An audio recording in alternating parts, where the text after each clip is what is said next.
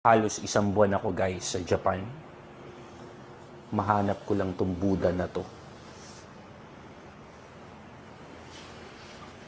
Ang ganda. Ito po yung original na Buddha. Ito yung kauna-unahang ginawa ng mga Japanese Buddha. Ito yung lucky charm nila. Dito nag-start yung lucky charm, guys. Napakaganda. Parang totoong tao. Ang galing.